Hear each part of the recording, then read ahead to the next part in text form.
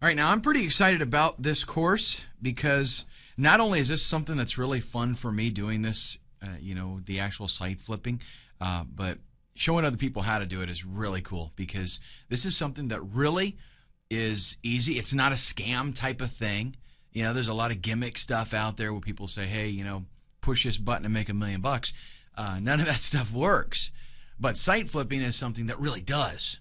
And if you're kind of like got the mentality that you like, geeky, techie kind of stuff, I know me personally, the reason site flipping was so attractive to me is because it allowed me to do exactly what I love doing. And that is from the technical side of it, doing all the research and picking cool stuff, putting it all together, building a site, and then bam, it's done. And I don't want to do anything after that. I don't want to try to send a whole bunch of traffic to the site necessarily. Right? I like setting the site up. I like that part of it. But, really, it doesn't matter if that's not your favorite thing to do because it is so easy to actually do it, especially with what I'm going to be talking to you about. It's kind of a little bit of a different twist on what most people do out there. Most people for site flipping, I'll get into all the details here in just a little bit, but most people start from scratch or they use very lame generic templates, and that's just not cool. It just doesn't work. We're going to talk about how I earned $1,200 in 2 days flipping websites, and now why I do this full time, as in this is my baby. Okay, love doing this. So let's talk about exactly what site flipping is. In a nutshell, it is where you go out and either you buy an existing website or you set up your own website, and then you want to sell that site for profit. So your goal is get the site and then sell it to somebody else and make some money. The way that you do that is by improving on the site. You have to give it more value. You have to make it worth something. An idea isn't worth much, okay? But something tangible, something that's ready to go, that's worth something. What we're going to be talking about doing here is literally taking an idea, taking a niche, finding a hot niche, and then getting a product for that niche and setting up a website that literally is turnkey. In other words, somebody can come along, they can buy your site. All they have to do is maybe update, the PayPal link code, that kind of stuff. And they are going to actually have a business already set up and ready to go. If they send traffic to it, bam, that's it, makes money. Okay, really, and believe it or not, this is pretty simple to do. And the reason that it's so cool is because a lot of people, there's a lot of newbies out there. And there's also a lot of people that maybe they're not newbies, but they don't want to, mess around with all the technical stuff. And what they end up usually doing is outsourcing it. They end up outsourcing somebody to set up their website. They outsource somebody to create content for them. They outsource somebody to, connect all the dots and make it where it actually works and does something. And then they send traffic to it. Well, what you're doing is you're saying, hey, I'm just going to do all that for you. For one price, you just pay. This is already done. You don't have to wait and screw around with waiting for people to contact you and telling them how to do this and that and, waiting. You got to – that's one thing about outsourcing. You got to coordinate everything with everybody, right? Because you got a guy doing graphics. You got a guy writing content. You got a guy doing the web programming and all that kind of stuff. Forget it. You're providing something that is ready to go, turnkey. They buy it. Like I said, all they do is update their payment information on the site, and bam, done deal. And a lot of people are willing to not only pay what they would pay for outsourcing, but they're willing to pay more, a premium, because it's already done. That cuts out all of their management that they've got to fool with. So it's already set and ready to go. Now, we're going to be focusing on Flippa. There are other sites that you can use if you want to, but the reason that we're focusing on Flippa is because it is a huge site. Okay, but basically, it is an auction-based resource for buying and selling websites. So let's say you are looking for a website that's already, up and running. You want a domain name, you want some content there, that kind of thing. You go to Flippa, you do a little poking around, and you find something, and you can bid on it. They also have buy it now options there. So sometimes people can list with a buy it now price, and you just buy it.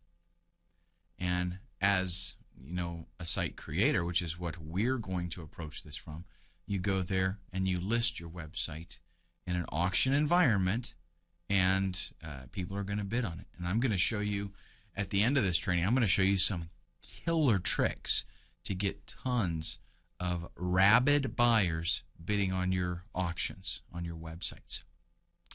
Okay. In our next video, we are going to take a look at the business model overview. I want you to have kind of a heads up as far as what we're going to be dealing with and what the different videos are going to be about. So I'm going to give you kind of a brief description, and then we will jump right in. Fortunately, what we're going to be doing actually can be laid out, in a step-by-step kind of process. And it's something that really one person can do fairly quickly, as a matter of fact. I would say probably the first time you do this, it'll take you a weekend. Okay, so, if you're working or whatever, you got a regular job, you don't have to spend a whole bunch of time on it. You can do one of these in a weekend your first time. Honestly, if I'm really looking to move quickly on something, I can do it in like 2 evenings. Okay, and for the most part, a lot of that, granted, it's because I've been doing this a lot. I've been doing it a long time, and I really know what I'm doing, and I'm proficient in all of the programs that I have to use. But, you can get there fairly quickly. So let's go ahead and take a look at an overview of what is involved. I want you to know, beforehand, like it's good to have like a bird's eye view, right? So you can tell this is everything that is going to be involved, and what puzzles fit where, so you can kind of see the big picture. First off, we want to find a hot niche. So we've got some research that we're going to be doing. I'm going to show you tools that you can use, places that you can go where you can find out what people are looking for, because this is probably the single most important thing that you do. Okay? And really in any internet marketing type business, but in this especially, is you've got to find what people want. Let me tell you a quick story. If you go out and find something that you think is really cool, but nobody else is interested in it, you're going to spend a whole bunch of time putting together something that is going to be worthless. Okay? And let me tell you the story to illustrate it. If you go out and go fishing, and I don't do a whole lot of fishing, okay? I used to when I lived in Florida. I did a lot more fishing. I don't do so much now, but I do know this about fishing. You do not go into your tackle box and find just what your favorite lure is and throw it out in whatever water you see and expect to do good with it. Okay, because there are certain kinds of bait and lures that work for certain kinds of fish. There are certain places where those certain kinds of fish hang out. There are certain times of the day that you want to be there. All of that comes into play to help you select what it is that you're wanting to target and how you will target it. Right? You don't go out and pick the lure first and then hope for the best in the water. You say, okay, I'm going crappie fishing, or I want catfish, or I'm going to try to get some trout or sailfish. You're going to pick what it is that you're looking for, and then you will tailor everything around that. So, do you go out and just find some water and whatever fish happens to be there, that's great? Not really. Not if you're really wanting to. I mean, if you're just wanting to waste an afternoon and relax, then that's fine. But if you're wanting to fill an ice chest full of fish, I used to have a friend that was an avid fisherman. And man, he knew where to go and what to use, and he would come home with an ice chest full of fish. That was the whole point of him going. Okay, how did he do that? Because he knew where those fish were. And your fish is people on the internet that need something, and they want to pay money to get it. So what you have to do is find what those people are looking for. Once you find what they're looking for, you do the same thing like with fishing. You find what they want and you give it to them. Simple as that. That is a formula that you can't go wrong with. Find what they want and give it to them. You provide that, you make money. Now, in this case, when we do our research, what we're trying to find is things that people are looking for so that we can set up a site based around that. And then, not so much so that we can sell it, okay? Not so much that we can sell products and stuff, but so that we can sell that site and the people that are looking for it know it's in a hot market. So after we do our niche research, we're going to do some keyword research.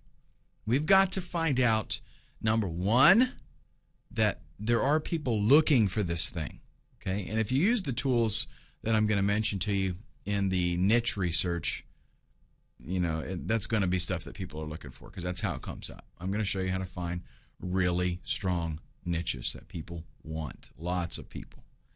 But in our keyword research, we want to make sure that, yes, a lot of people are searching for it, and two, we want to try to find out if people are willing to pay money for advertising with those keywords. We want keywords that people are buying, so that we can see, yes, this is a profitable niche.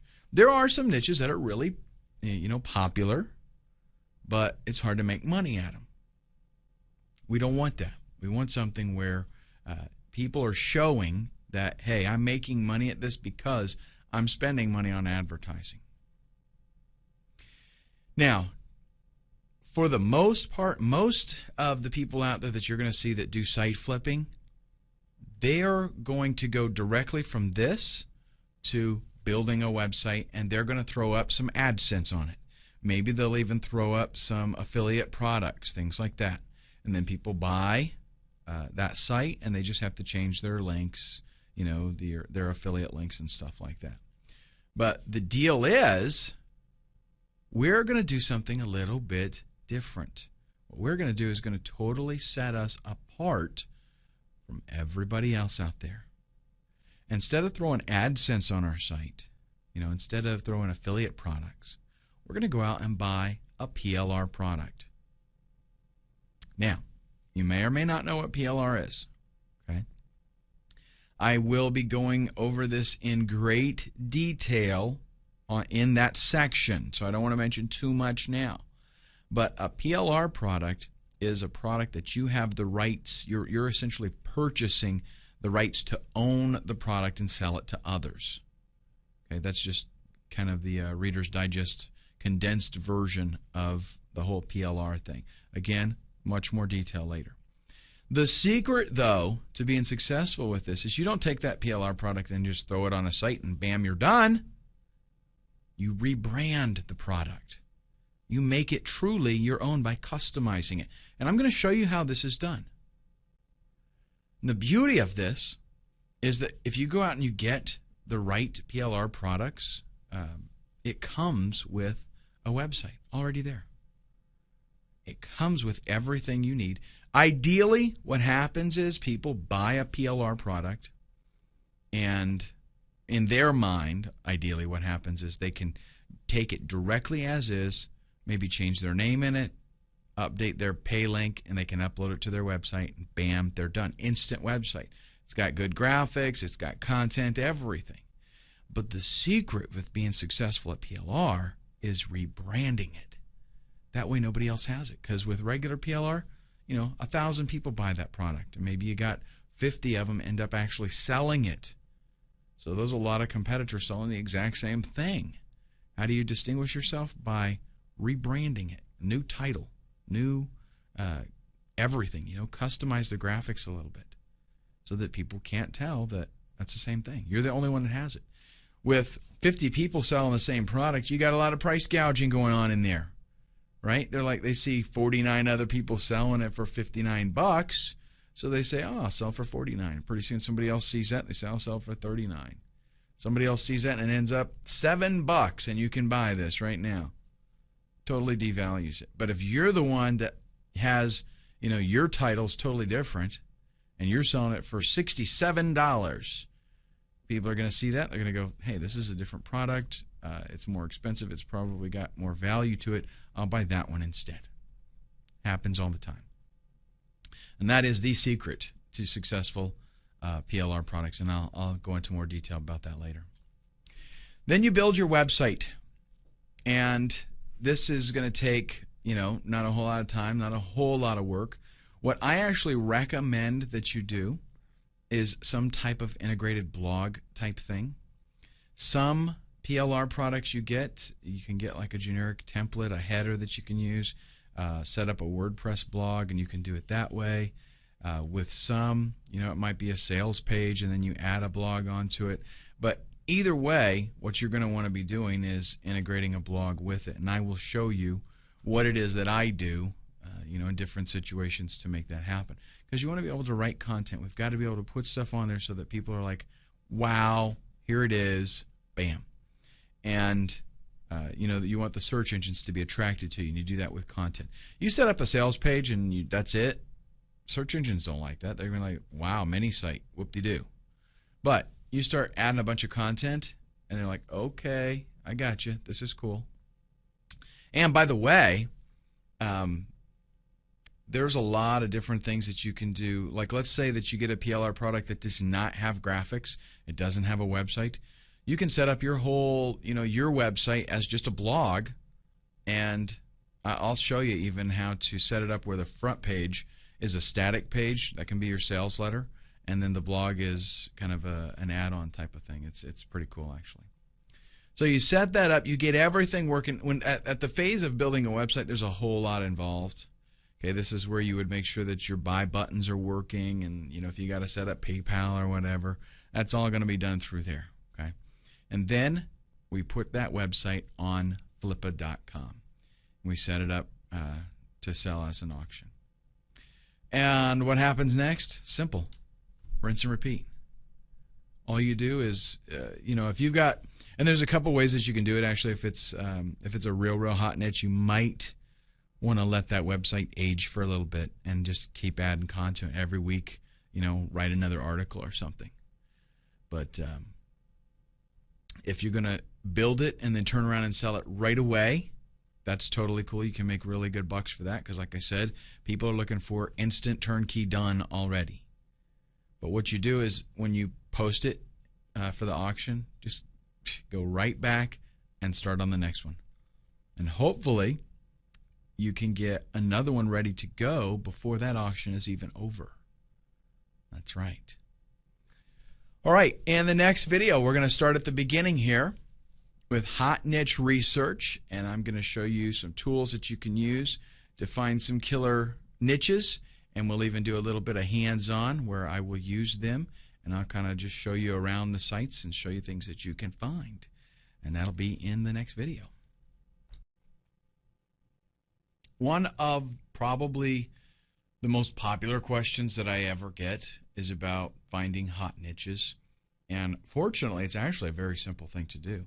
You've just got to go out there and see what kind of content is there and find out what people are searching for. And it's actually very easy to do. There's lots of tools available for you.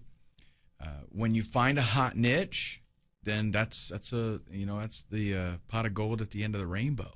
So that's why devoting a little bit of time to this, initially is such an important thing.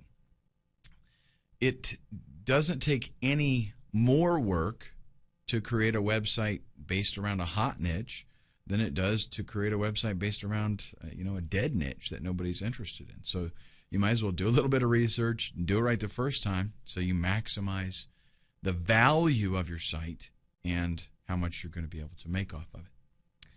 Now, first thing we'll take a look at is about.com.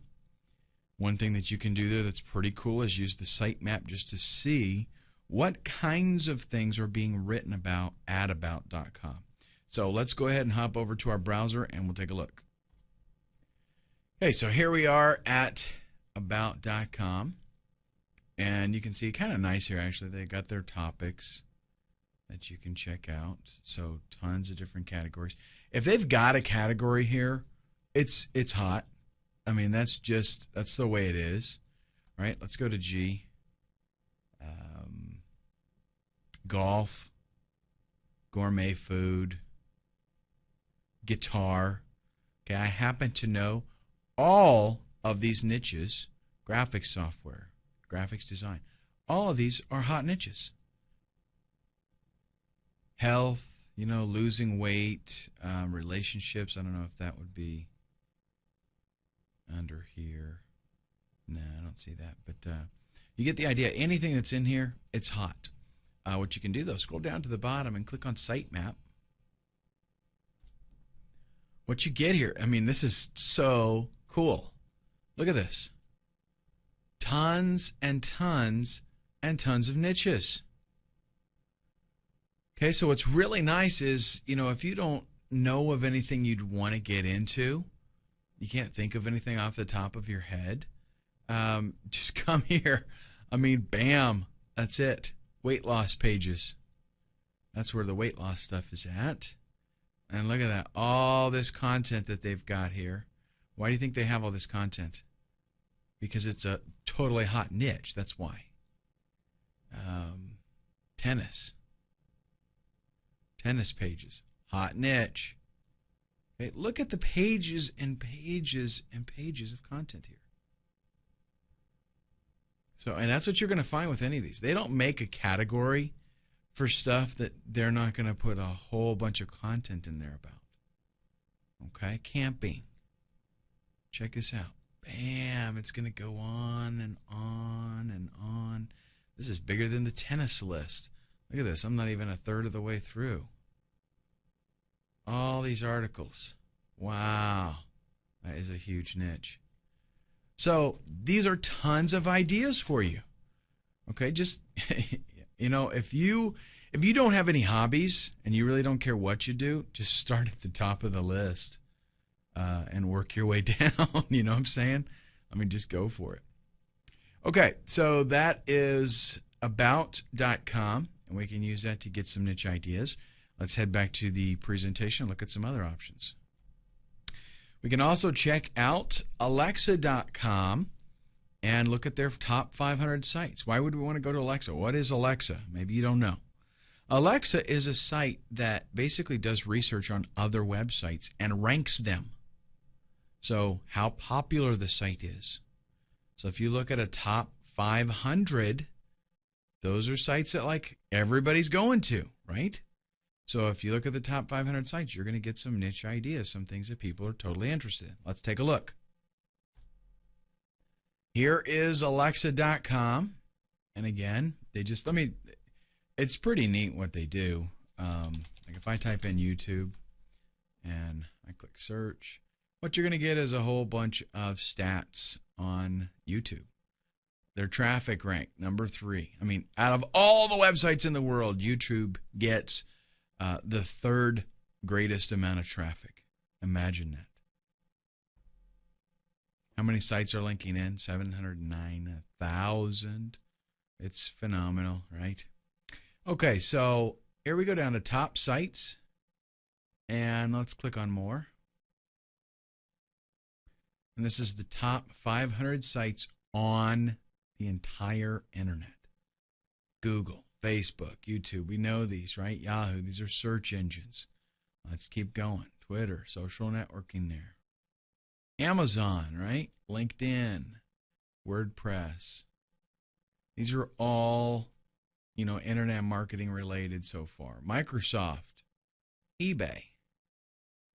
eBay is like I don't care about what they say about Google. eBay is the biggest search engine. Flickr. And, basically what you do is you just go through all of these and look for products. A lot of this stuff is going to, or niches, I should say, a lot of this is going to be social media type stuff. A lot of it is going to be technology-based businesses, things like that. So you do have to kind of wade through it. But this allows you to see, what is it people are interested in? What are they looking for? All right, let's head back to our slideshow. And this next one is, I tell you what, one of my favorites, Amazon. Amazon is literally a stockpile of hot niches. All you got to do is go there and you will find something to get involved in. Even if when I go there, I get like information overload. I get like ideas coming into my mind that I have to totally control myself because so much stuff there. Let's check it out. Now, here we have Amazon, and seriously, I use this for all kinds of research. If I'm going to maybe create a product or I want to get into a niche for flipping, whatever it is, Amazon is the go-to website for finding out what people are into. If we go over to books, believe me, all this stuff here you can get distracted. Go over to books and click books. And we've got here more spring new releases, so you can find out what's coming out, what's new. Over here on the left, this right here, this is worth its weight in gold. I kid you not. New York Times bestseller, best books of 2010, award winners, all these different categories. Again, if they've got a category here, it's a hot niche to be in. All of these, you can just check them out. They've got some stuff on, you can check out the Kindle bestsellers, best-selling books, new releases in books. Let's check out hot new releases in books, okay? And what you will have here, of course, a lot of these are novels, but just scroll through here and find out what is it that people are interested in. Baseball. Weight loss is always something. There will always be a weight loss, new weight, some kind of diet, something released.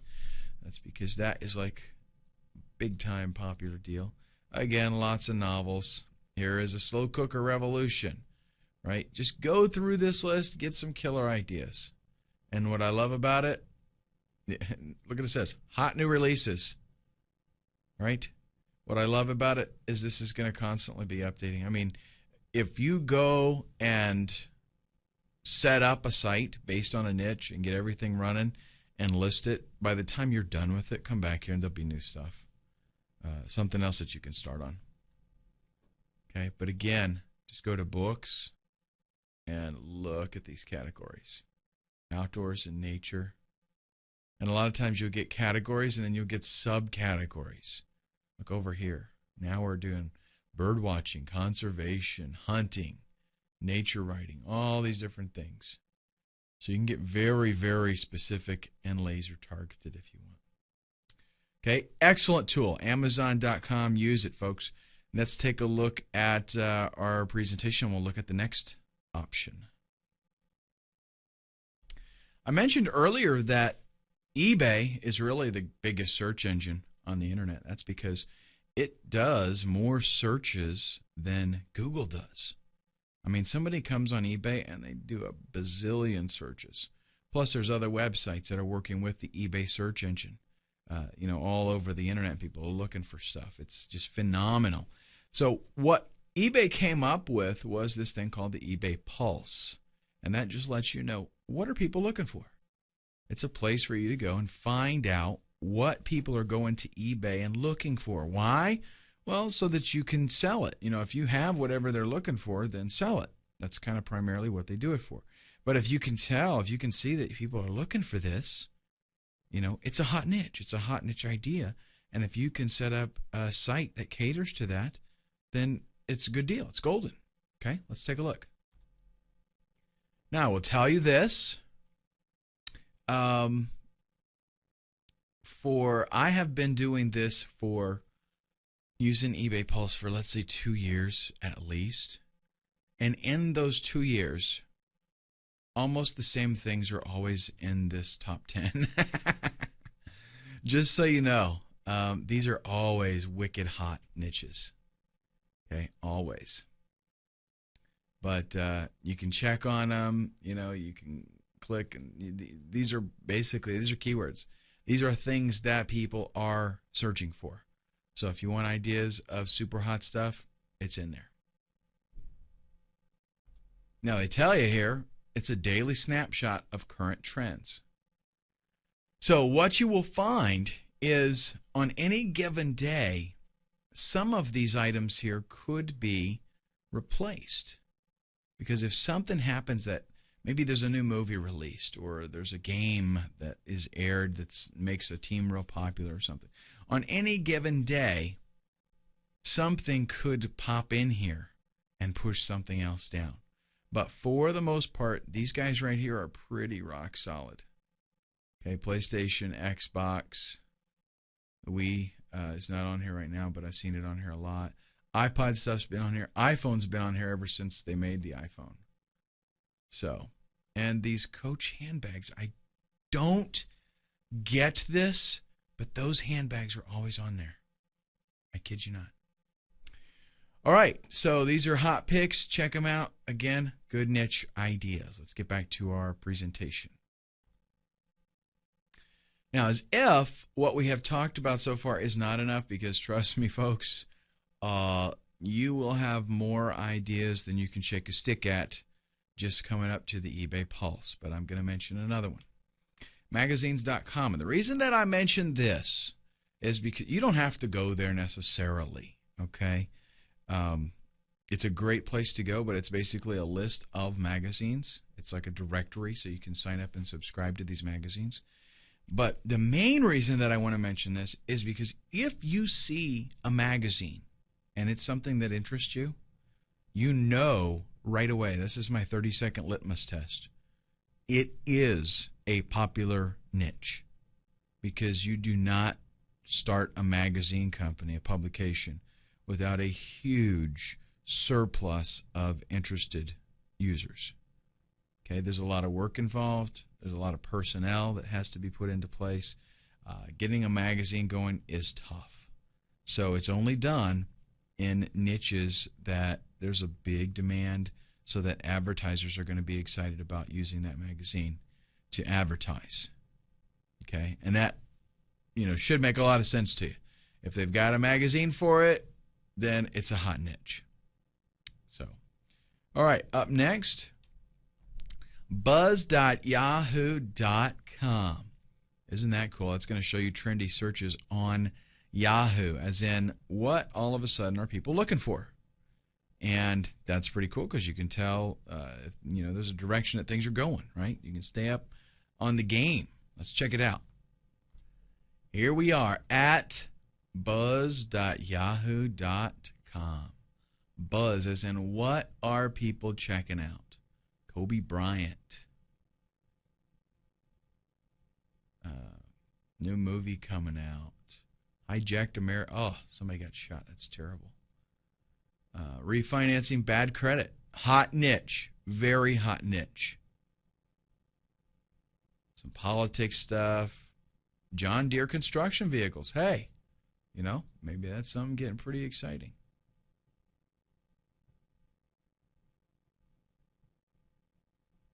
So anyhow, we've got 1 through 15 of 41. I'll just check out the next page, and then we will move on. But you can see just what kinds of things people are looking for. And sometimes something might come up here that just catches your eye and gets you excited, and you know that there's going to be a lot of searches on it. And when there's a lot of searches on something, let's say that a trend starts, right? And people are looking for something quite a bit. If you check this out and you stay on top of it and you catch that trend early and you set up a website with the appropriate keywords and content, Google's going to love you. Search engines are going to adore you.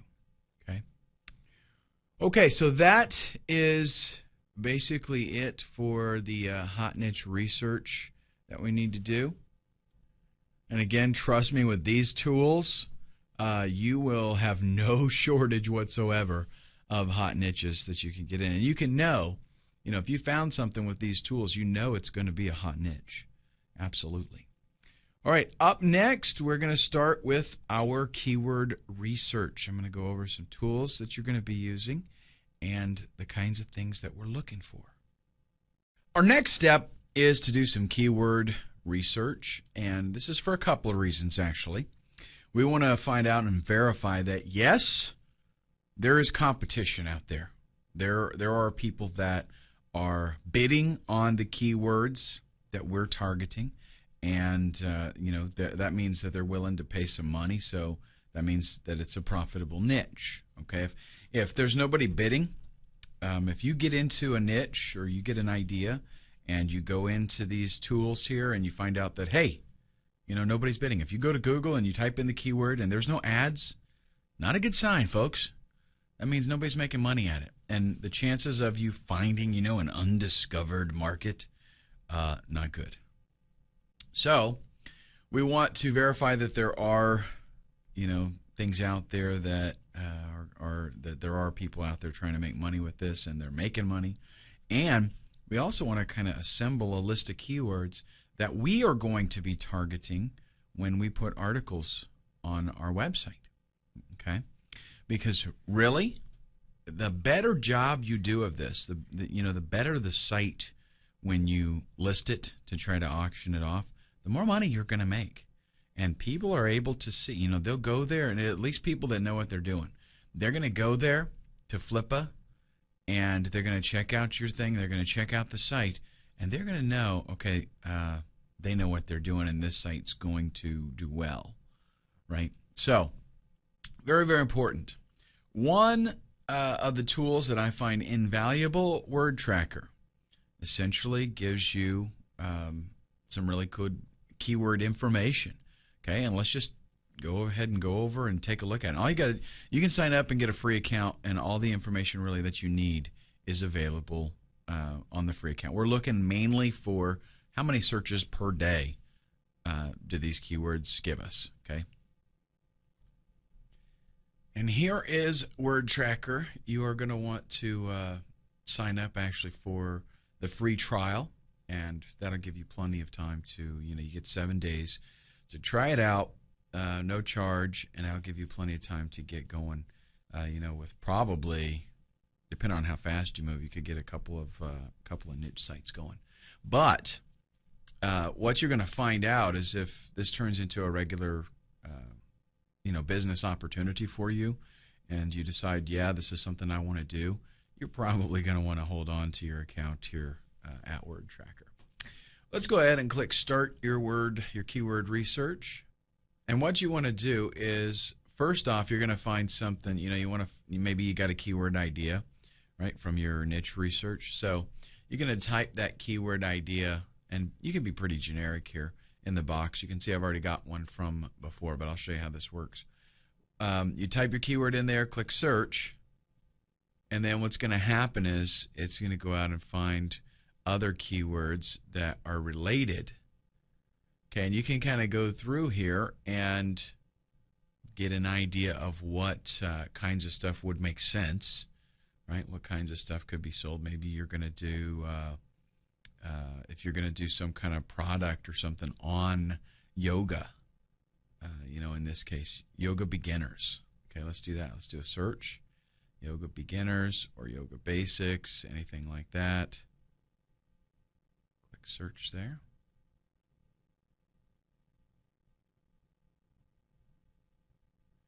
Okay, so yoga beginners here. Have a few options here. Nothing really that you want to probably fool with, but let's scroll down. Yoga beginners kit. Now what you're getting here is you're getting the number of searches, the number of daily searches on this keyword term.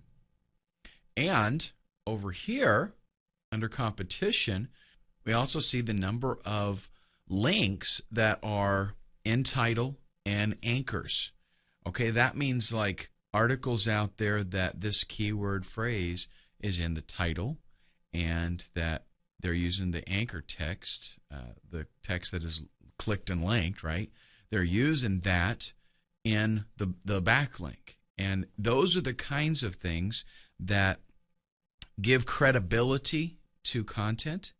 So if you're on another site and you create something and you use Yoga Beginner's Kit as your text to link back to your website, and on your website there's an article titled Yoga Beginner's Kit, then that gives a lot of weight to that article because of that inbound anchor text and the title of your article, the title of your page, I should say. Now, what we're having here is we're looking at a good number of searches with a very low number of competition links coming in. So what we're trying to do with our keyword research is we're trying to see, can we compete? Is there, are there keyword terms that we could beat people out in? And what I'm telling you is that you can get, you could get 100 quality inbound links in a month, maybe 2 months, very easily. So for me to look at this right here, Yoga Beginner's Kit, it would be very easy, and considering that it gets 542 searches a day, it would be very easy for me to rank quickly for that particular term.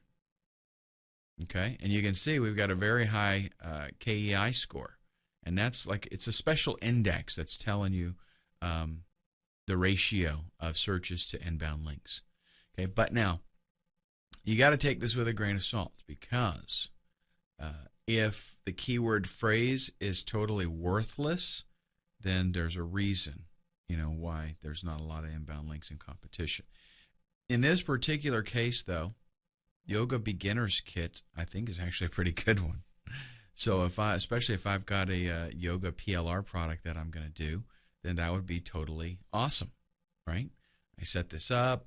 I do a few articles titled Yoga Beginner's Kit. I use inbound anchor text. My links have that Yoga's Beginner's Kit phrase in them, and it's going to be pretty easy for me to beat out that 7 links there. Okay, and you can just check out. Now, a lot of these have some pretty low searches, pretty low daily searches, so not going to fool with those. I'm looking for at least, 200-300 a day for a keyword that I want to fool with. I mean, look at this. Yoga for beginners, 100 searches a day, basically, and competition crazy high. Not even going to go for that. Almost 5,000 links in title and anchor text. Almost impossible to beat that out. Okay, let's do another one. Let's do Photoshop, one of my favorite pieces of software. And we would do maybe Photoshop tutorials. Let's do that. Let's say that we're going to get a PLR product that is Photoshop.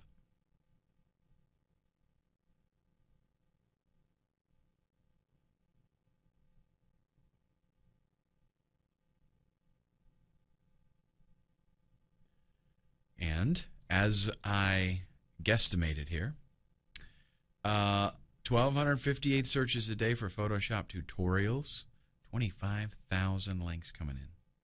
Crazy hot niche, but very tough for you to do anything with that.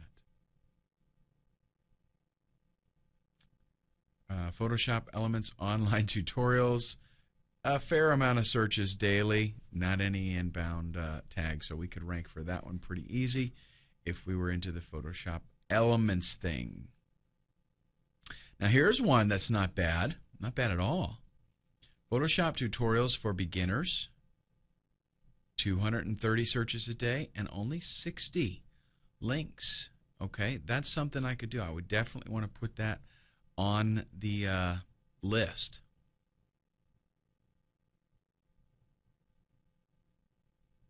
And maybe even Photoshop CS5 tutorials. That one's kind of borderline. I don't like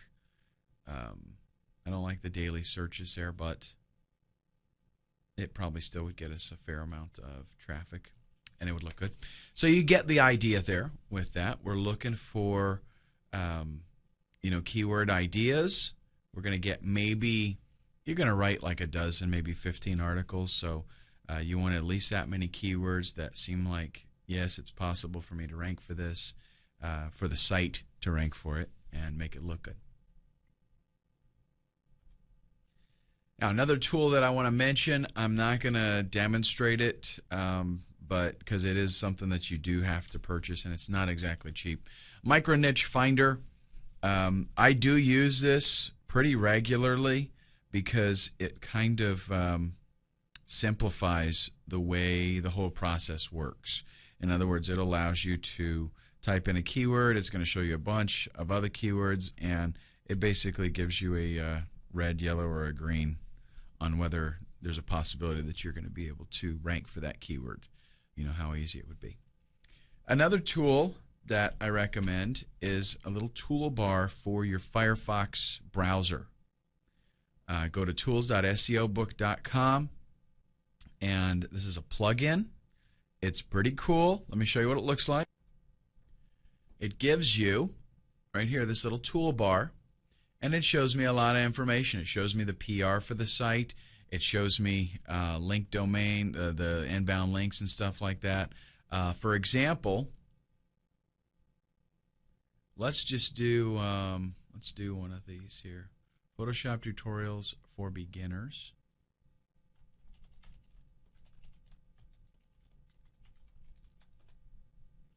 We'll just do one of these, and I will take the first free. Actually, this one would be better. Let's go back to this one. This has the exact phrase in the title.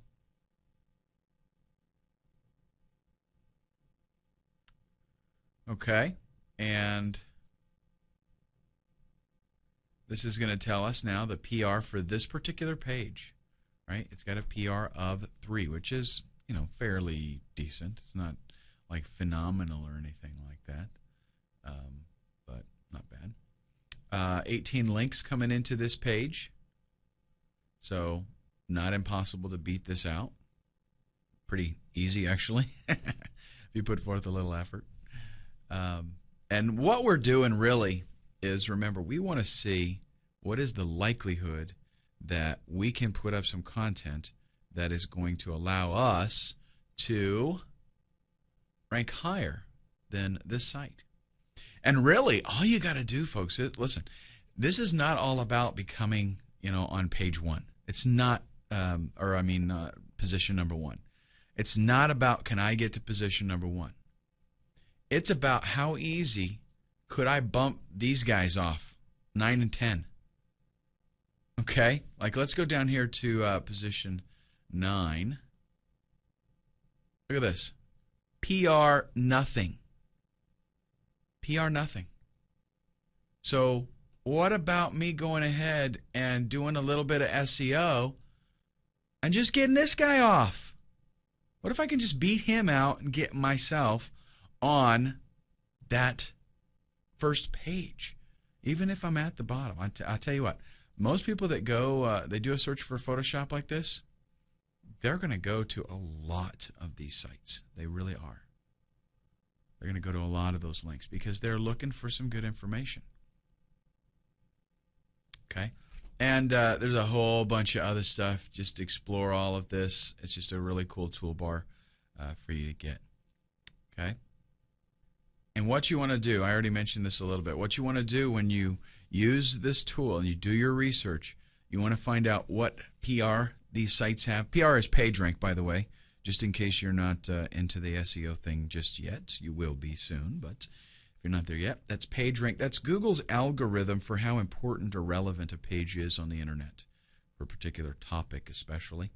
So you want to check out what kind of PR that page has, how many backlinks it has. You want to check out the quality of the pages, because quality is very, very, very important. Is it, a bogus, junky page? Does it look terrible? Is it laid out bad? Does it have trashy content? Is it just repeat content kind of stuff? If you want to rank well, what you want to do here is create original content, good quality original content. And it's not so much that you have to do the writing. You might be dealing with a niche that you know nothing about. Fine, who cares? You hire some guy, for $15 to write 15 articles, good quality articles. Find them on Elance or Rent-A-Code or something like that. Using alt tags. What about on the pages when they have images on the page? Are they using alt tags that have keywords? This is a major. What you're trying to do, remember, is how can I beat out these other guys with better SEO? What can I do to make my site more friendly to Google, where Google would like my site better? What keywords are they targeting? You can go back to the external keyword tool for Google, and you can put their page in. Okay, take their actual page, copy it to the clipboard, put it in the external keyword tool, and it's going to tell you what keywords they are targeting. Maybe I should do that, right? Let me show you an example. Actually, I'll mention the last thing, and then we'll go look at a site, and actually I'll show you all of this stuff so we can get kind of an idea of what's going on. What kind of keyword density are they using? Because if they ranked, if they're at position 9, they did something good enough that Google likes them enough to put them on the first page. So we want to kind of mimic, we want to see what they have done and what we can do better. Maybe their keyword density was only 1%. Let's try to bump it up to 2% and see if that's better. What that means is, out of 100 words, if we're going to target 2% keyword density, out of 100 words, we're going to take our targeted keyword and we're going to use it twice. Now, let me give you a little tip here. A lot of times in writing, guys get crazy with the keyword density thing, and they say, okay, I want to do 3.1% keyword density, and Google's going to love me. But what I have found is a lot of times, if you keep that keyword in mind and you write for human beings, and you just use that keyword when appropriate, again, you focus on the keyword, you do want to have it in there, but you don't overkill yourself. You just write for people. Then the search engines do love it, okay? But you want to make sure at the same time that you are using your keyword enough in the article. So let's take a look now at, I'll evaluate some of these sites maybe, and we'll look at what's going on, and you can kind of get an idea what to look for. So here we've got this first one. The keyword phrase, number 1, is not totally, the search phrase that we looked for in this case, not totally in the title, but just parts of it really. PR is pretty high. It looks, I don't know, it looks like a kind of a decent page. The problem is it's more like a directory. It doesn't have a whole lot of actual text content. And look at this. If I hover over the images, I'm not getting anything. No alt tag being used there. If I wanted to see what keywords were being targeted, I'm copying that to the clipboard. Let's do the fastest way I find to get to the external keyword tool is to just search for external keyword tool, because it's a long URL to actually get there. I'm going to paste that site in there, do my little CAPTCHA, and do a search, and Google's going to go to that page. It's going to say, okay, here's the keywords that I see, and look at this. A lot of irrelevant phrases. How to make a web. How to make website templates. If we're doing Photoshop tutorials, this is not a very well targeted page. How to make web template, text effect. Yeah, it probably wouldn't. The content on there, not very good. Not very relevant, I should say. Let's back up. 12 beginner tutorials for getting started with Photoshop. And let's do the same thing with this one.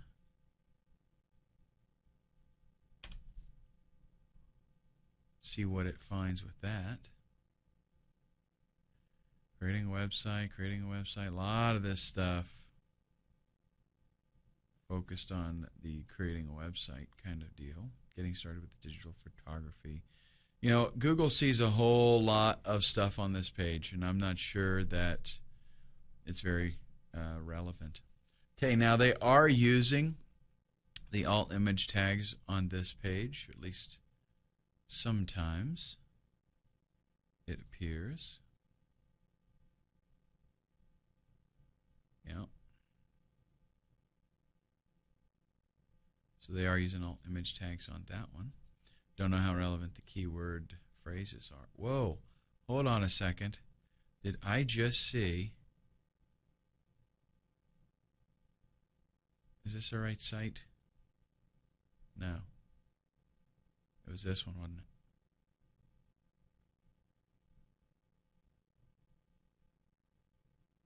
There it is. Personal sub. Is that cool or what? I'm going to bookmark that. I got to come back to check that out later. Got to get me one of those. Okay. Let's check out. Really, again, we want to focus on these ones on the bottom because these are the ones that we want to try to beat out. And that's the beauty of this, is it's not all about, oh, you know, can I totally blast these guys and get myself into the first slot there. It's not all about that. Now, they're ranking pretty good for some of these more Photoshop tutorial type of keywords. Not so much. Now, see, they're probably, I don't know, it looks like they're targeting a different animal. At least Google's seeing them differently. They got a PR of 4. Now, that's pretty decent. But look at all the content. See the difference here? Look at all the actual content there instead of just pictures. Let's see if they're using alt tags. They're not. When you hover over an image, that just tells you. If you hover over and there is an alt tag, so see, look at that. I mean, we can probably out SEO those guys. Let's go ahead and go up one more. Now, about.com, man, they're hard to beat out. So we're checking PR, we're checking links, we're checking the general appearance of the site. Does it have good content on it? I find actually a lot of the about pages are, it's kind of strange because it's not, you know, the first page that you go to a lot of times is more like a little directory with a ton of ads and links to other articles. It's not so much an actual article. So you have to check that out. Keyword density again. Let's go to this one because it had a lot of content. And let's see. Photoshop tutorials. It's on there. So let's check this out. Photoshop tutorials. There we see it's there once. Yeah, boy, that's it. Let's see something else here. They have it broken up, but I doubt that. Yeah, that's not even. They're just getting that because it's related. Let's go to training. 1, 2, 3, 4, 5. Pretty much 4 or 5, something like that. It starts to repeat. And in the article itself, just do a little, there's Photoshop there in the title, tips and tricks for beginners. Is that what we're actually, yeah, or we're doing tutorials for beginners, okay. Let's check that out actually, that whole phrase, because they're ranking for it. Actually, let's just do beginners. There's one, and just the one. So see if we actually went in there and we targeted that particular phrase and we put content that used that phrase. They're not even using it a whole lot, okay? So we can out SEO them pretty easy. We could go out and maybe do a little bit of article marketing and get some links back to our site. Again, the more work we do beforehand, the better the site looks to a buyer, and the more it's going to be worth to them. Now, I don't know about you, but I absolutely love using Microsoft Excel. I keep a lot of information about keywords in here, you can see. So when I'm doing my research, I'm compiling data. So I recommend that you do the same because, sorry, I forgot that's out of the window for you, because this is a way for, and I know, hey, this is a little bit of work, right? But listen, it's you're putting some sweat equity into a business that is going to allow you to make more money. The more work you put into this in the beginning, the more money you're going to make, because the more the site is worth. If you can tell in your listing on Flippa, if you can say, hey, I've done this and this and this, I've written articles at directories and they're pointing back here and those links will remain there. I have beat out a lot of the sites as far as keywords that I'm targeting. There's this many articles out there and I wrote this many articles, and this is good quality information. And why? Because these are original articles and they target the keywords specifically. If you can outline for them all the research and the work that you have done and why this site is in a position, to make some money, and hopefully, maybe even you do make some money if you hold on to the site for a little while, then it's awesome, right? That it's going to be worth so much more to them as a buyer. It means you get more money. All right, now, up to this point, it's been pretty straightforward as far as what we should do for research and picking the niche that we want to be in and making sure that it's going to make us some money. This is what normal people do when they're going to flip sites. But in the next video, we're going to do something that is a little bit different, and it involves PLR products. I want to first just kind of go over what private label rights is so you have a really good understanding. Just in case you don't, just in case you don't know what it is. PLR stands for private label resale rights. It means that somebody creates a product and then they offer it for sale, but in a special, very, very special way. Typically, you go out and you buy a product, right? And you can use that product yourself. You can't then copy the product and sell it to other people, right? Well, with private label rights, you can. You are actually buying the rights to the product so that you can do, a lot of different things with it. In a lot of cases, you can change the title, you can change the content of it, you can put your own name on it, and then you can sell it to other people without having to have actually created the product. That's essentially what you're doing, is buying the rights to it. And don't worry, it is actually totally legal. You can't buy rights to every product. Some people sell their product and that's it. They want to just sell the product to end users. Others create products for the purpose of you being able to buy the rights to it. So yes, a lot of times you have to pay a little more, especially for the good quality stuff. A lot of times this stuff will come with a website, like it'll already have the graphics and stuff. Preferably, they give you source graphics because, well, you'll see why on the next slide. I want to tell you how you really kill it by doing PLR. A lot of times it'll even give you maybe a free offer to give away. They'll give you autoresponder emails. They'll give you a whole bunch of stuff. Some sites, like nakedplr.com, for example, will give you just the content. That's it, just like an ebook, or maybe they'll do a video, and that's all you get is just that, and boom, you're set. You go out and you do everything else with it yourself. Okay, but it gives you a huge head start, and it is usually much cheaper than going out and trying to hire somebody to create it for you.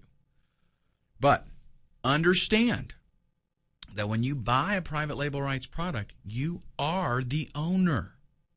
That means it is your product. And it's totally ethical, totally legal to put your name on it, or somebody else's name if you want to just use a pen name. You can do whatever you want to with it. Now, you got to check the terms when you buy private label rights products, because some of them are different. They have master rights, and they have regular PLR, and they have, a bunch of different kinds of versions, really, that give you different levels of what you can do. So you do got to check that. But a nice thing, too, about PLR products is, if you're an affiliate for something, let's say, you don't have any control over the price of that product at all. The vendor owns it, right? They set the price. Well, with a PLR product, you set the price. So here's why PLR is bad. Because some guys go out there, they buy the product, they buy the PLR package and they want to sell it. And then some other guys out there and they want to sell it and they start fighting with each other. Okay? So it's a price war, right? And this guy wants to undercut this guy, and so they work it down. And pretty soon you can buy a whole library of crappy PLR for $7. It's just ridiculous. Well, you do set your own price, right? But there's a way around all of that, because most people take the PLR and they buy it, they set it up, and they sell it. And that's it. That's all they do. The secret to making your PLR aspect of this working is rebranding. You're going to take the, actually, let's go ahead and go to the next slide, and we'll talk more in detail about rebranding. You're going to take the content that you get, and you're going to change it up. Now, what that means is, don't worry, it's not a lot of work. It means we want to change the title of the product. We're going to call it something else. Because if everybody out there that bought this PLR package is selling Yoga with Jeremy, and they don't change the title, then now you have like 500 people selling the same product, and they're going to do that price bidding thing, price war, right? Now, if you've got beginning yoga with Johnny Guru, nobody else has that. So when they see 500 people selling this product for $10, and they see you selling your product for $47, they're going to be like, okay, these guys are selling junk, and this is probably this $47 course. This is what I want to look at. Okay, so just a simple thing like changing the title. You might also want to go through there and do a search and replace. And if there's a name in there, change yours out, right? Put your name in there. You can also change the graphics up a little bit. Now, the reason I mention this is because sometimes a PLR package will include a website and maybe an ebook design. The really good ones include source graphics for all of that, because you need to be able to tweak it. Change the colors a little bit, maybe swap out the graphics to it. Now, what I'm going to do is actually I'm going to show you a PLR package that I purchased, and then I'm going to show you the changes that I made to it and how just a few little swapping out things makes it a totally different product. Now, it's not going to be a Photoshop tutorial, okay? I'm not going to go through all this stuff about Photoshop and how you do all this stuff. This is about site flipping, okay? But I am going to show you the before and after, and we'll talk about what the differences were. It's amazing how just a few things that you change give you a totally original product that nobody else has. And the thing is, it's so stupid. Nobody does this. Nobody goes out there and they want the easiest buck that they can make, so they buy the PLR. They don't do any work to it. They throw it up, and then they gripe about the fact that 500 other people are selling the same thing. Okay, so the key here is the rebranding. Then do your own little spin on the content. Actually read the ebook and maybe do a little bit of editing. Put some things in your own words. Just make it a little bit different. If it comes with a website that has a sales page, definitely go over that sales page and change it up. Customize it. I would much rather start out with a 1,500 word sales page, and I go in there and just read it and tweak it to make it my own, than have to write it from scratch. I guarantee you that. I mean, it's a lot more work writing it from scratch. But truly make the package your own. try to do every little thing that you can do just to make it different than everybody else that's selling the PLR. Okay, so let's go ahead in the next video and I'll talk to you about a PLR product that I grabbed and the changes that I made to the graphics and things like that, and you can see how big a difference it makes.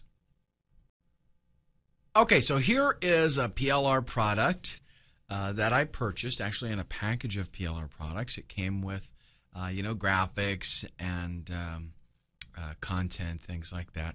Everything basically ready to go, PSD format. That means, for those of you that don't know, PSD is a graphics format for Adobe Photoshop.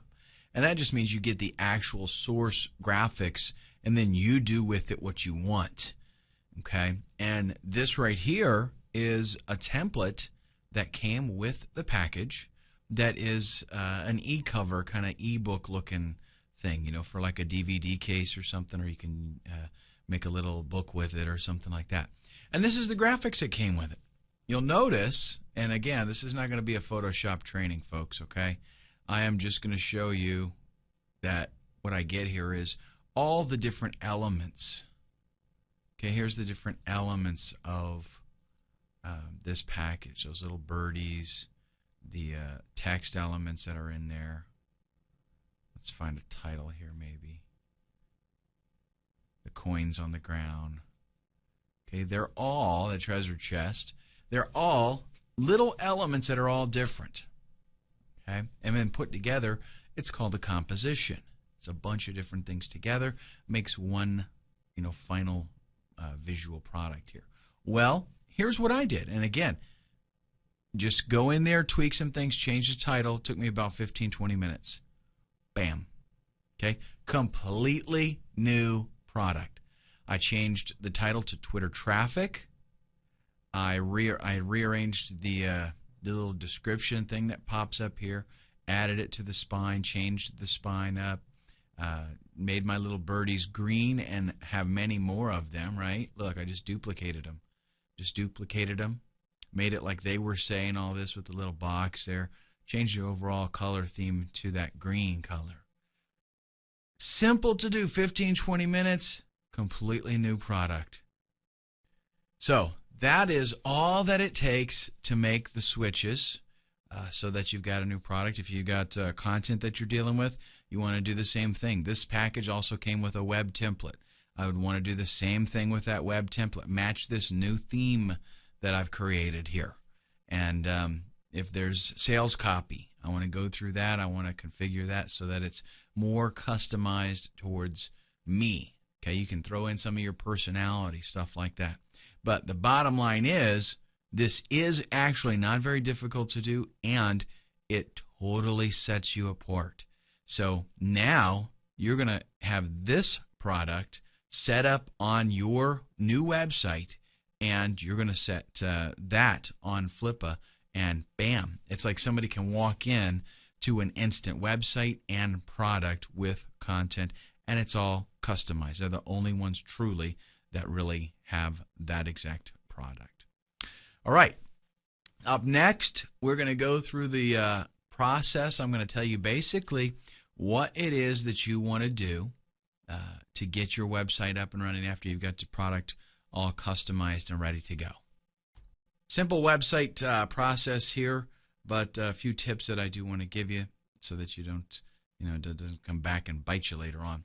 First off, you need to register a domain utilizing keywords. Okay, you did your keyword research. Try to get some of those keywords in the domain, or if it's a new product that you made, right, with the PLR thing or whatever, the new title that you've got, see if that's available, maybe.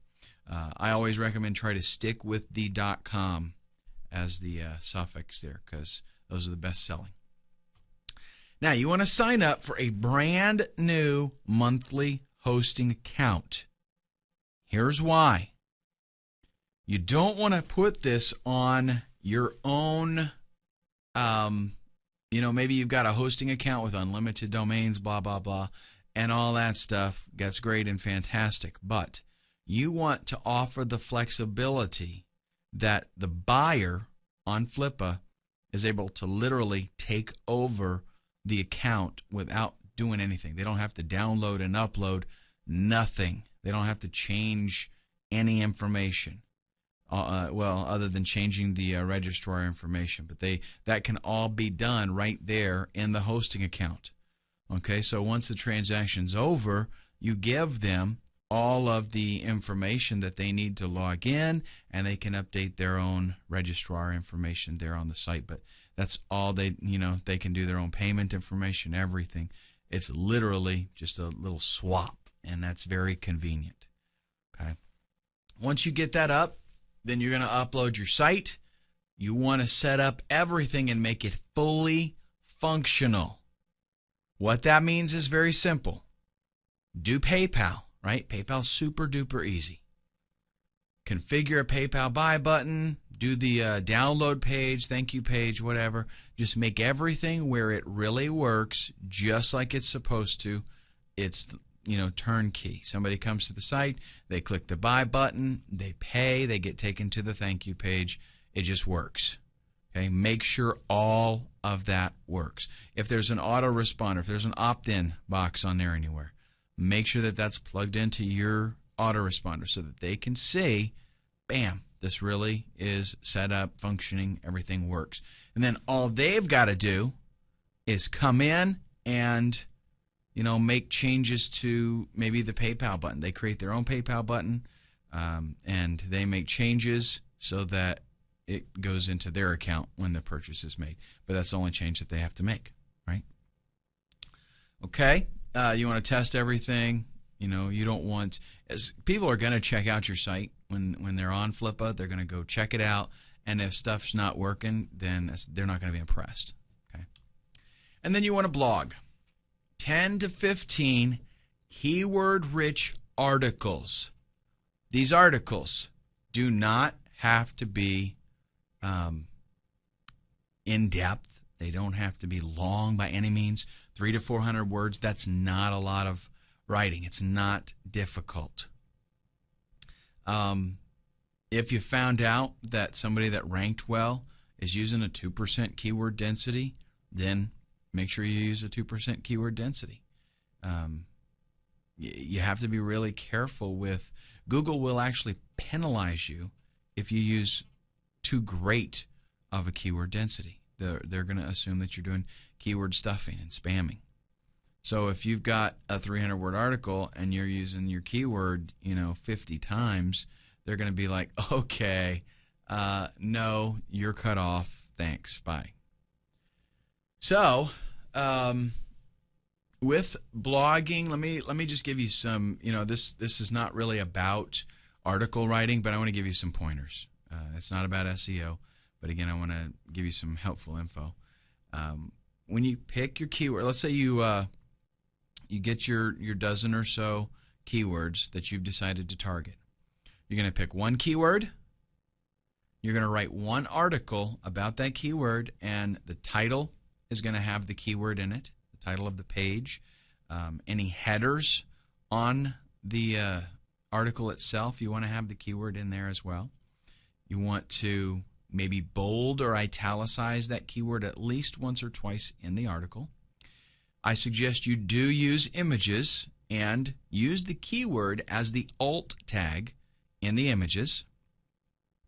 And if you have any if you decide to do any link building, which would be, just beneficial to you in the long run, if you decide to do any link building, make sure that you use that same keyword with anchor text back to that specific blog post.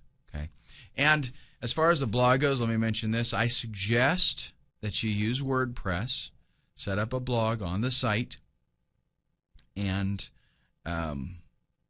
make the permalinks so that the title of the article is in the permalink, not just a page number. By default, WordPress uses those page numbers for the permalinks, and that is not very keyword friendly for search engines. So you can change that though, and WordPress has like a million pages of documentation, so you can figure out how to do that.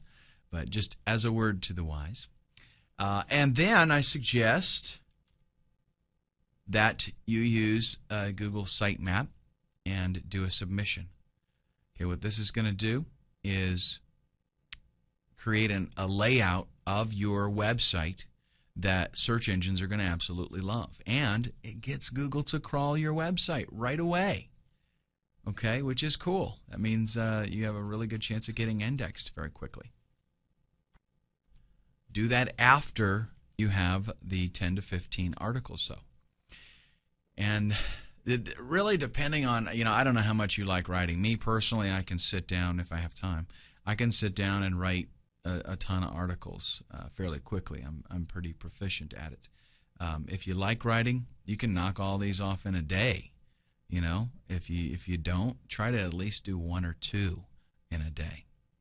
If you're gonna go ahead and devote an evening, to your business, try to knock out a couple articles in that time frame.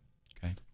All right. Up next, we're going to talk about selling on Flippa. I'll give you some tips and how you can get more money for your sites. Now, some things I want to talk about in regards to you being successful selling on Flippa, because you've got to approach this with the right attitude. This is a for real business, okay? Myself, and I know a lot of other people that make big money flipping sites on a regular basis, like as in full-time, that's all we do kind of stuff, okay? So with that in mind, on Flippa, just like on eBay, okay, it's an auction environment, and just like on eBay, you have a reputation. And that reputation is very important. People are going to check out your reputation as far as, when they're going to make a bid on something. They want to see that you've really got the goods, that you've got a proven track record. So it is very important that you do a good job. And if you follow the guidelines that I've mentioned so far in the training, you should do pretty good with that, okay? Now, there are certain kinds of sites that outsell others on Flippa, and I do want to tell you what kinds of sites those are. Auto blogs and AdSense sites. Now, what that is, an auto blog is like it's got a piece of software that it just creates content from grabbing other content on the internet. Okay, so it like takes articles and it posts them on your blog. Those do very good. AdSense sites, so setting up a site targeting keywords and putting some Google AdSense on it, those do pretty good as well. But when I say they do good, I mean that they sell well. They sell frequently, but they sell for less money. Okay, so they're fairly inexpensive. They are, in many respects, a lot easier to set up than some other things.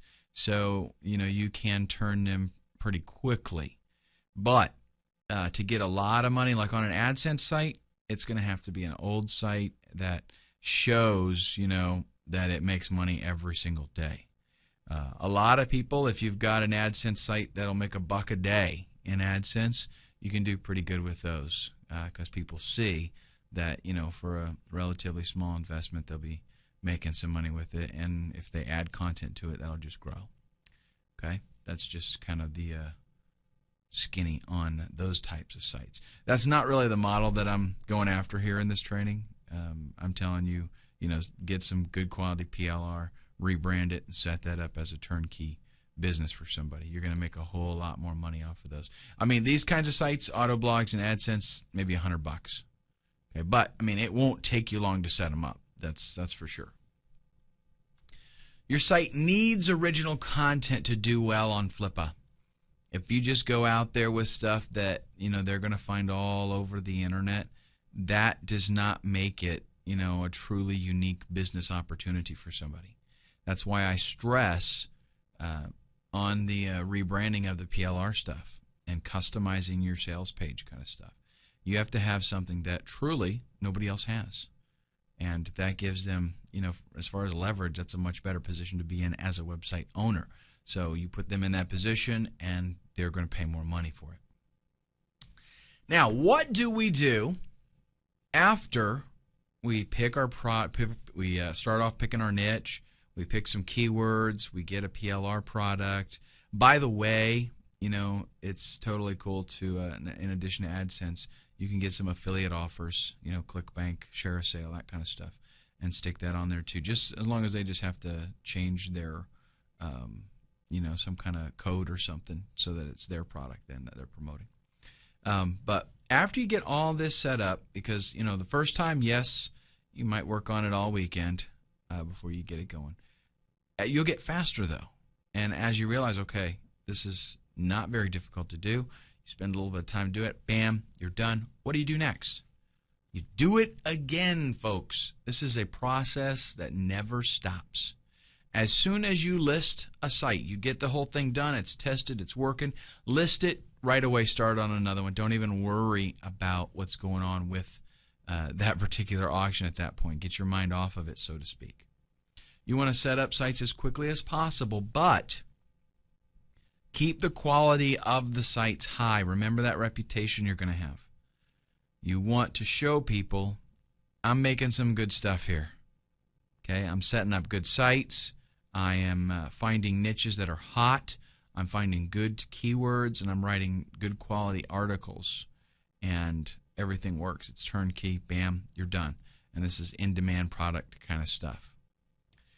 Now, sometimes you might stumble onto a niche that could be very, very profitable for you. What you might consider doing is not listing that site right away. Get it all set up, make it all work, and do some link building so that it actually makes some sales, and allow that site to age for a little while. Once you get the site, if you get a site to a point where it'll make you $500 a month, you can sell that easily, for $3,000-$4,000. It just depends on how you can prove things as far as what the site's actually doing. Anybody, it's a no-brainer. If a site makes $500 a month, anybody's going to say would be willing to spend $2,000, $3,000, $4,000 on it, because in just a few months they're going to be in profit, and from there, it's just cake, right? All right, let's talk about some Flippa tips. These are very, very, I tell you what, let's save this for the next video, because this is going to be pretty extensive. I'm going to spend a good bit of time on this because I got some things to explain. So we'll take a look at Flippa tips in the next video. The goal of this video is I want to tell you about some things that you can do to get more activity on your Flippa auctions. And when you get more activity, that means the bids go up, because the more people, the more exposure you get, the more people bidding on the things. The fact is, people want what other people want, right? So if you got nobody bidding on your auction, then others aren't going to bid on it. But if you got 15, 20 people bidding on your auction, then other people are going to bid, and they're going to bid more in order to get it. Okay, so the trick here is getting more bids. Hands down, to get more bids, first thing you can do, use the featured listing. Okay, it's only $29, and it will get you a lot more exposure. It's very, very effective, and it's worth the $29. Provided you think your site's going to sell for over $100 or so. I suggest you do a 5-day listing. Start at $1 and no reserve. That makes things very, very appealing to people. They figure, okay, I've got an opportunity to get in here pretty inexpensively, and that gets you initial bids, and then those initial bids in turn get you more interested bids. Now I'm going to tell you something that is somewhat of a sneaky tactic, okay? If you're new to Flippa, when you create your auction and people bid on it, those bids actually have to be approved by you, okay, initially when they first are made. Once you approve it, then, yes, it's a binding bid and it goes public. Everybody knows about it. So what people usually do is when you list it, you're going to get a lot of bids right away, and they'll go in and they'll approve those bids, okay, as soon as they come in. But what you're going to do is a little bit different. When you get that first little flood of bids, you're going to find the lowest one and approve it, and then completely ignore the others for 12 hours. Okay, so 12 hours later, don't even worry. Go work on your next project. Okay, don't even worry about what's coming in. Don't reply to messages, nothing. And then what you do is 12 hours later, you come in and you got probably a whole bunch of bids piled up, because since it's such a brand new, only one person bid on it kind of thing, and the bid is very, very low, you're going to get a lot of other people that want to jump in thinking that they have an opportunity to pick up something wicked cheap, right?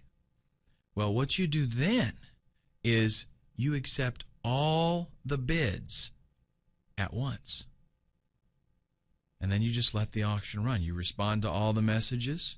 You leave, if there's any comments that need to be added, stuff like that. And you accept bids as they come in from that point. Now, the reason that you do this and how this actually works is it'll give your auction the appearance that it's a wicked, hot, popular auction in demand. And that is going to make it more desirable to others. Because remember, people want what other people want. So what's going to appear here is like, man, they're like more than 15 bids in the first 24 hours. They're going to be like, I want that. If you go in and you just accept the bids as they come in, then you're not going to get as much activity, because a lot of times, this is actually cool. It works in your favor. If initially some guy, maybe he bids $500 on your site, and you accept that right away, other people are going to be like, well, yeah, I'm not even going to bid because that's too high for me already. Whereas if the bid is $5, the one that's showing, right, then they're going to be like, okay, yeah, I'll bid. So you will get more bids because that, initially that high bid that got in there didn't get posted because you didn't approve it. So you got a whole bunch of other bids. And then once you get all those extra bids, now you've got, a greater amount of people that are interested, and that's going to cause that auction to show us something that's really, really hot. People are interested in it. Okay? So that's the strategy there. It's kind of like it's a little sneaky way to get a little more interest going on. Now, one thing about sites that you put up, obviously sites that make money are worth more.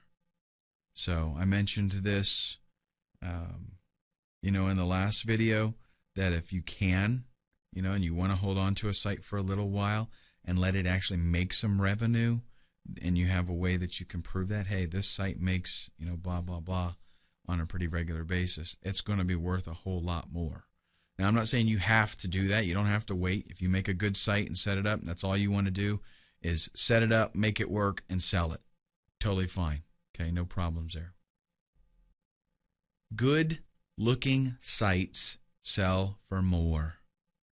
If you go out there and you just set up some generic-looking template or some kind of ugly web page, it's not going to make that much. It just isn't. People want to see something that looks visually appealing. If you can, it's a good idea to add Google Analytics to your site, because that helps you show proof. You can say, hey, I get X amount of hits every day, X amount of hits every month, depending on how long you're going to be holding on to the site. And that really is only a factor if you're going to hold on to the site for a little while. Don't hype up your site. There's nothing more unattractive than seeing an auction where somebody says, this site makes me $30 a month, but it has a potential to make $50 grand a year, or it has a potential to make $3,000 a month. Well, if it has that potential and you really think it does, then why don't you do what needs to be done to make it make that much money? Okay? So don't hype it up. Don't, just be honest with people. Tell them what it is, and they will appreciate you for it, and it'll actually work in your favor. When I see sites that say, this is a new site, it's not making me any money yet, but it has the potential to do $5 grand a month, I'm like, yeah, okay, next. And I get the feeling that a lot of other people are the same way. tell them why you're selling the site. In the listing, it's a good idea to, they're going to be curious as to, why are you getting rid of this site? So it's a good idea to let them know. Just tell them, hey, I enjoy setting up websites and writing content and doing graphics. I enjoy this and that and the other thing and researching new projects. And that's what I want to do, is set these up and then sell them. So, tell them, instead of you having to outsource and get all that stuff done, it's already been done. This is a turnkey project, and this is what I love doing, and that's why I'm selling it. Now, what I want to put forth to you is a bit of a challenge. Okay, because let me tell you what usually happens with training videos like this. People are excited about it, they buy it, they check it out, and they're like, yeah, that sounds like a good idea, and they never do it. I don't want that to happen to you.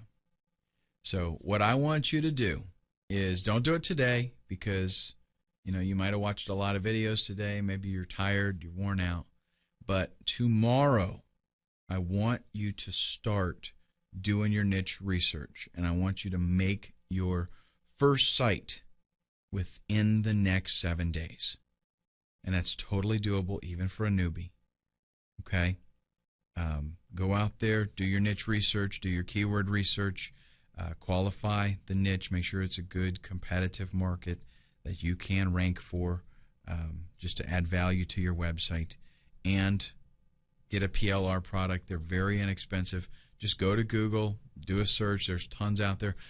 Again, do try to find one that's good quality, that includes source graphics, website graphics, stuff like that, and gives you the source files so that you can edit them. And set it all up, rock and roll, list it on Flippa.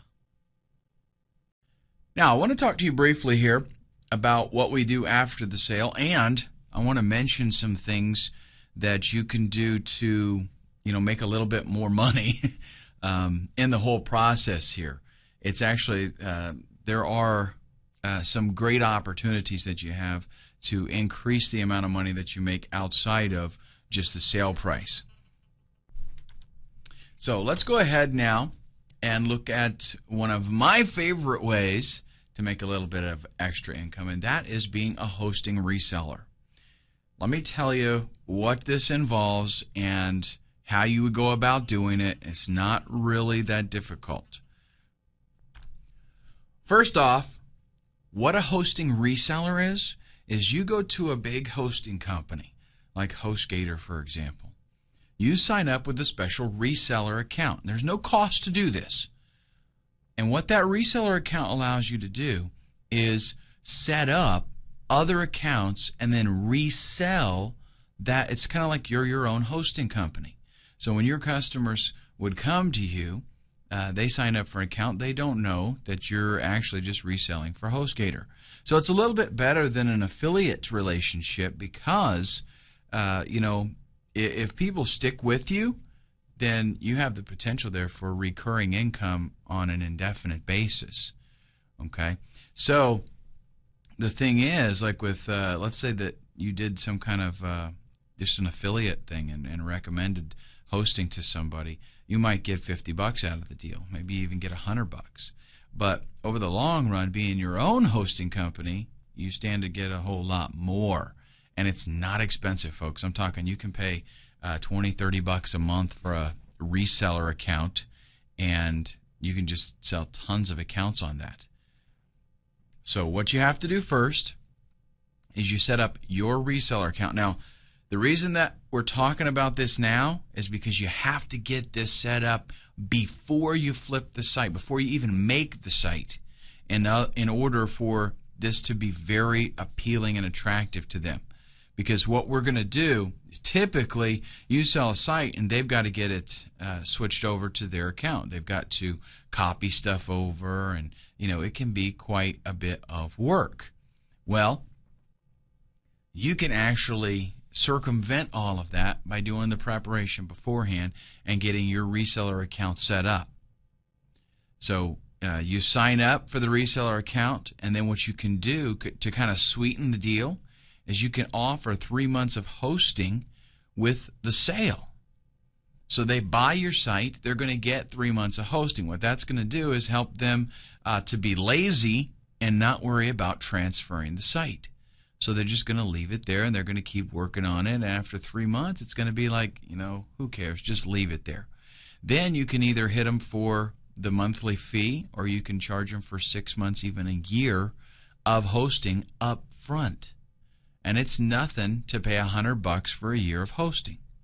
So if let's say you got $100 for an AdSense site, then you're going to get another $100 by hosting it for them. Double your money. So you can go to HostGator and you can sign up with a reseller account there. They provide a billing system called WHMCS. This system is really, really cool because it will do everything for you. It'll take care of the billing.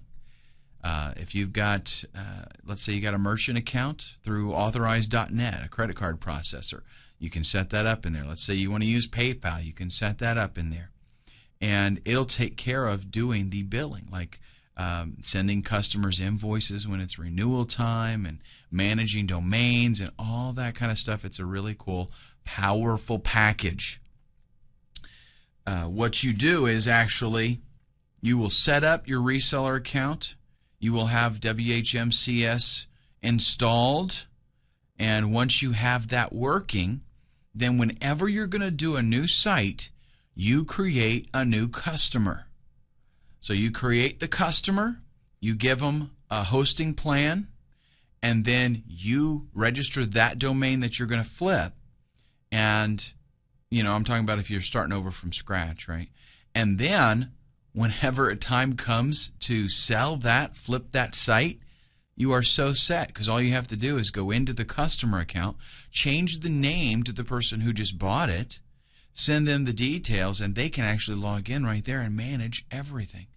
They can enter, payment information if they want to pay for a year up front. They can do everything. The billing system totally runs the whole show. It's a really cool way to go. Another bright side to this is, let's say you've got existing sites. You've already got sites there. You can still create an account, create a user account, get them a hosting account on there. And I recommend you do a new account for every site that you have. And it doesn't cost you anymore. You can have as many accounts as you want because you're a reseller. You're paying for one main account, and you create as many of these little sub-accounts as you want to.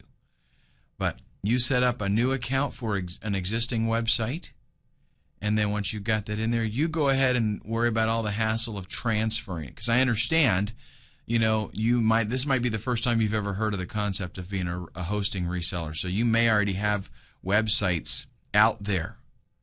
Okay, but what you can do now is set up these accounts, transfer them over to your new reseller account, and boom, you're ready to go. What's really cool about this too is, let's say that you do have your own domains, and maybe you're paying hosting for those. Maybe you're paying $10-15 a month for hosting for different accounts. You don't have to do that anymore because you're your own reseller. You can sign up your own account, set up your own account, and you don't pay another dime. Okay, so really pays for itself. If you've already got websites, this totally pays for itself, just having it. Plus, then you get extra income. Now, other ways that we can add some revenue: offer support services. And you can just put together some nice, attractive bundles for people, especially that are new to this. And you're going to find that a lot of your customers are newbies. One of the reasons that they're coming here to Flippa is because they don't know how to do all that stuff. They just want the website. So you can sell them phone support, bundle some hours. Like they have to buy like 5 hours worth of support. You can charge them 5 hours for $150.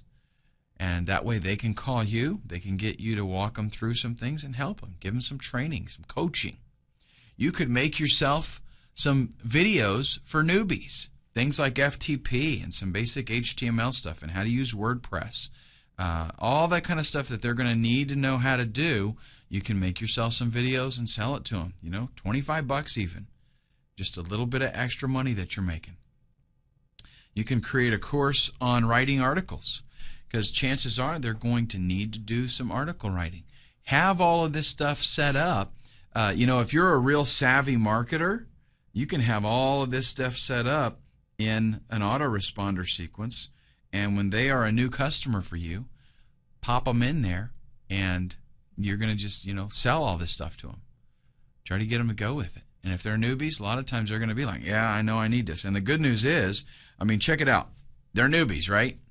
So you say, okay, here's your site, blah, blah, blah, go to it.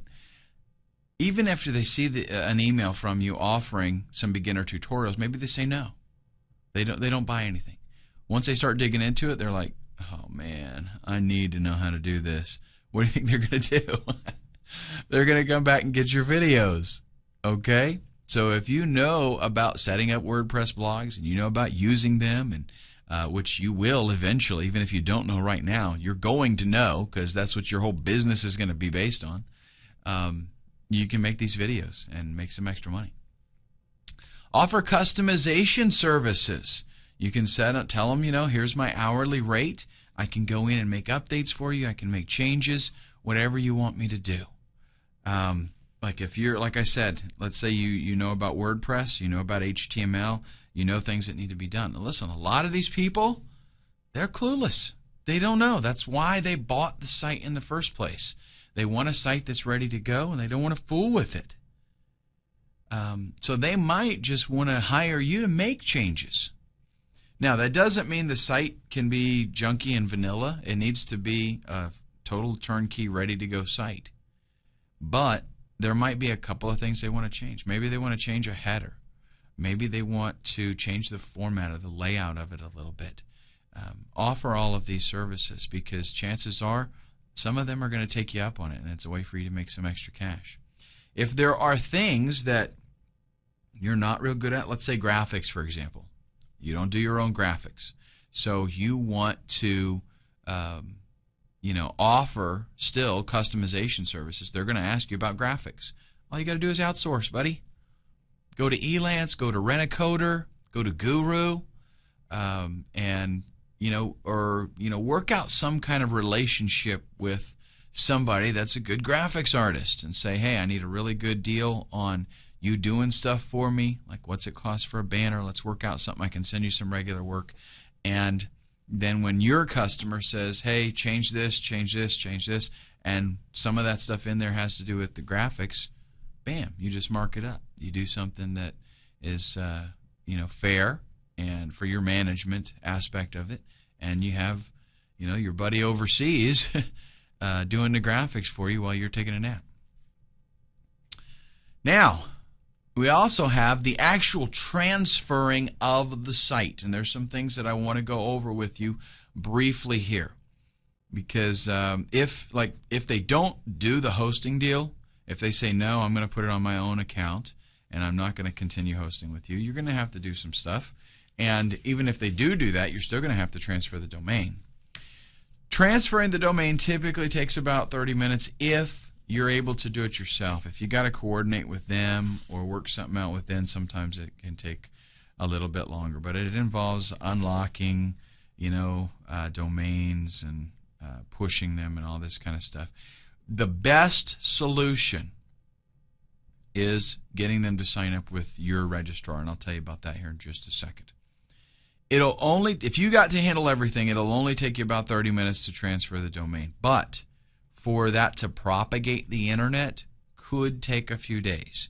Now, typically, I see it working in about 2 hours most of the time when I make changes. But I have seen it take 6-7 hours, and I have heard DNS nightmares of a few days. So what happens there is when you change a server, when you point it somewhere else, when you point a domain somewhere else, that information has to go through all the servers on the internet, and sometimes that takes a while. So, and sometimes it can work for you and not work for your customer yet because the changes haven't hit their ISP's servers. Okay. Now, what you have to do, the best option, like I told you, is just simply pushing the site, pushing the domain name. The way that that is done is you have them sign up at your registrar. So whoever you're using, let's say you're using Enom, the domain's registered there at Enom, have them sign up at Enom, at your registrar, because then usually all you have to do is push the site to them. You're just transferring ownership of it over to their account, and usually there's not going to be any charge for that. So we don't have to worry about, a transfer fee. If they're signed up with your registrar, boom, it just gets pushed over. I know with Enom, it's a piece of cake. I go in there, I've got, I have a reseller account, and I manage around 3,000 domains. But whenever I want to transfer a domain to another Enom user, just select it, push, type in their ID, and boom, done. Now, what you will want to do is give them FTP access, possibly. You don't have to. You might be leery of doing that, but you can set up an FTP account and give them access so that they can go in and they can grab files that they want to. Again, this is assuming that they're not going to host with you, so they've got their own account. They can go in there and they can grab it. Give them 10 days. Say I need you to have this off of there in 10 days so that I can close that account. Now, there's a lot involved in transferring a site. That's why I say if you have it on your account, on a reseller account, and you can offer them the convenience of just continuing that, a lot of times they're going to take it because it's a lot of work, and you're about to see how much work it is. I mean, it's not that it's really hard. I can do it now fairly quickly, but there are a lot of steps, and to a newbie, it's going to seem very overwhelming. Okay? You've got to copy everything that's in the public HTML folder, so you've got to download that. Then, if you've got a WordPress installation or something else that happens to be using a database, you've got to copy those databases. And the way that that is done is by logging into your cPanel, go to the MySQL databases. You're also going to be dealing with PHPMyAdmin. Okay, so you go in and you see how many databases you got, which ones are going to have to be backed up. Go into PHPMyAdmin, select the database that you need to grab, choose the export column, and then select all. Choose SQL. Some people call that SQL. And then save as a file, and then click Go. What that does is back up the database. It gives you a copy of the database. Then you'll have to go to the new server and import the database. Okay, so let's say, for example, we've got a WordPress blog. It's got content on it. We want, maybe it's even got users signed up, comments, all this kind of stuff, and we want to transfer all of that. So this is the way that we have to do it. Unless, well, I'll tell you in just a second. You're also then going to need to have WordPress installed on the new server already, and then you go into the wp-config.php file on the new server and update those database details, username, password, database, all that kind of stuff, after you have done the import. So it's going to go in then and grab the information, and everything should work, fine and dandy. Check this out, though. That's a lot of work. If you're going to be flipping sites, I totally recommend that you get a product called WP Twin, because what this does is, you may not be aware of this. If you do use WordPress, there's a backup feature, an export thing in WordPress. That does not give you everything. That does not fix your problems, believe me. Okay, it doesn't back up everything. If you use WP Twin, though, it is used to clone databases, WordPress databases. So what you can do is literally, check it out. Do a Google search for WP Twin. Watch the guy's video. He made this plugin type of thing. It's like a script. And all you do is upload a file to the old server, run the file, it backs everything up. Grab that. All you have to do is then go to the new server, just create a database, just a generic database. It doesn't matter. And then a WordPress installation, sorry. You create the WordPress installation, then You copy a little file up there and copy the backup up there. You run that file, and it replaces everything in the new installation with the old one. Boom, you just moved the whole WordPress site. And I do mean everything. Everything. Really awesome. Saves me, I couldn't even tell you, hours that program saves me. Now, some other things that we might want to consider. Do we have any email autoresponders on this site? Okay, are there email messages in a sequence or something? We're going to want to talk to them about that. Maybe give them copies of those email sequences so that they can put them on their autoresponder. Let them know which autoresponder service you're using so that if they have an Aweber account, they'll be able to just update some stuff, create a list, update some numbers on the page, and boom, everything still works for them. Are there any special directories, maybe applications that you have running, or other things that wouldn't normally get backed up in the public HTML, like special scripts or something? Those are things that you'll have to consider so that you can get those moved correctly. Are there any redirects set up on this page? A lot of times, affiliates will set up a redirect page that is going to, so that you can give out something that doesn't look like an affiliate link. It looks just like a here's mysite.com recommends. If you have something like that, you're going to have to configure that also. Let them know about that so that they can make updates to it so that they are, signed up as an affiliate for whatever offers those are. Also, do you have any cron jobs that are required to automate some processes? Now, a cron job is something that goes into your cPanel, and it's a special command that you specify how often you want it run, and then it'll run them. Maybe it's to do a database compact, or to send out emails, or check users, whatever. There's all kinds of things that cron jobs do, backup things. So what you got to do is go into your cPanel, go to cron jobs, and see if there are any cron jobs there. If there are, you're going to want to copy those and have them installed on the new server as well, so things keep running. Okay, especially if it is something that has to do with delivering files or doing billing stuff, all that. A lot of times those have cron jobs. Now, what you can do is, of course, offer a lot of the services here to them for an additional fee. Tell them, I will move all this stuff over for you. And you got to kind of feel out the customer.